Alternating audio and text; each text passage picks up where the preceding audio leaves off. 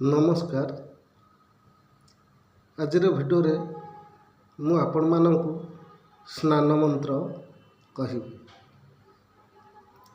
ଓମ୍ ଗଙ୍ଗେ ଚ ଯମୁନେ ଚୈବ ଗୋଦାବରୀ ସରସ୍ୱତୀ ନର୍ମଦେ ସିନ୍ଧୁ କାବେରୀ ଜଳେସ୍ମିନ୍ ସନ୍ନିଧିଂ କୁରୁ। ନେକ୍ସଟ ଭିଡ଼ିଓରେ ଆପଣଙ୍କୁ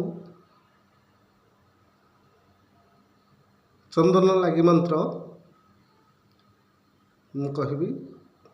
ପଞ୍ଚୋପଚାର ବିଧି କ୍ରମର ସମସ୍ତ 5 ଗୋଟି ମନ୍ତ୍ର କହିବି କ୍ରମାନ୍ୱୟରେ।